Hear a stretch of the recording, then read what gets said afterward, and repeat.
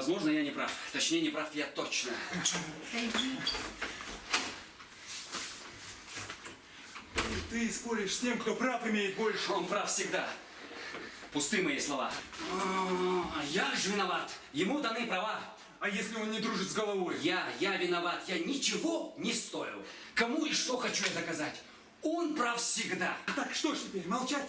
Молчать, чтобы он всегда вилял тобою? Чтоб каждый раз его сердитый взгляд, который в общем ничего не стоит, тебе внушал, что ты лишь виноват? Я виноват лишь в том, что слушаю того, кому бы ответить было бы нелогично. Ведь я лишь подчиненный, я никто. А кто же он? Сложившаяся личность. Пока себя считаешь ты никем, ты вряд ли сможешь избегать проблем. Пока в твоих глазах таится страх, всегда ты будешь у него в руках. Не говори мне этих слов, не надо. Я от его настроенного взгляда всегда теряю почву под ногами. Все потому, что стали вы врагами. И если будешь ты всегда молчать, то вскоре он в тебя начнет плевать.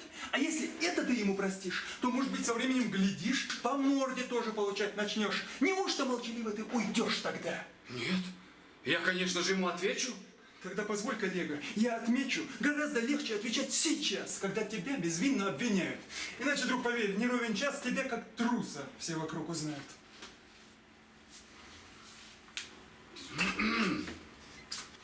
Следующий.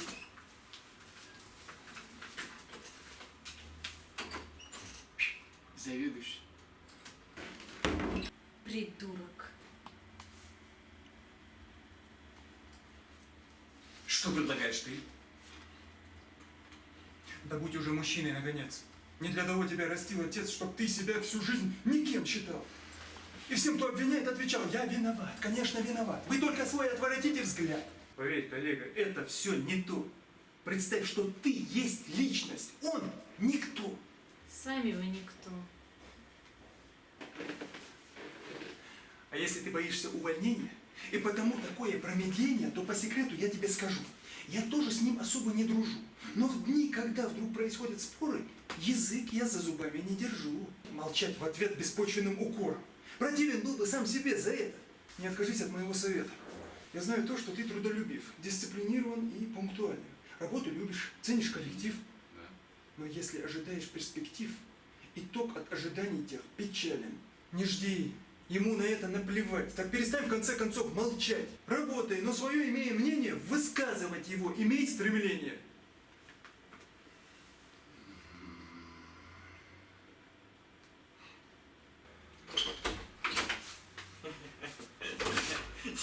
Директор мне 500 рублей добавил.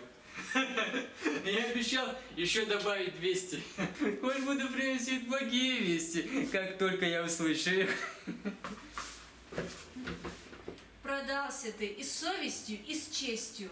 Ты не имеешь права говорить мне это. Встал и вышел из кабинета. Чего? Вышел!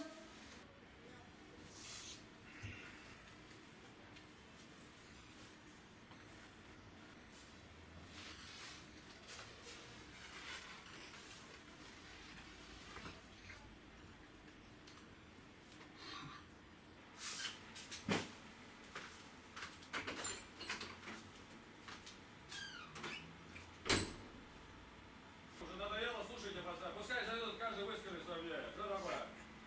В конце концов, я для чего я тебя взял на работу? Советовать я больше не хочу. Ты делай выводы, а я молчу. Вы прекратили меня немедленно эти встречи заводить. Увольняй всех, увольняй, к чертовой матери. Кто здесь начальство, в конце концов? Кто здесь женщина, в конце концов? Ну не я же женщина все-таки. Слушай, ты можешь закрыться? Ладно, позови меня там, кто следующий? Следующий.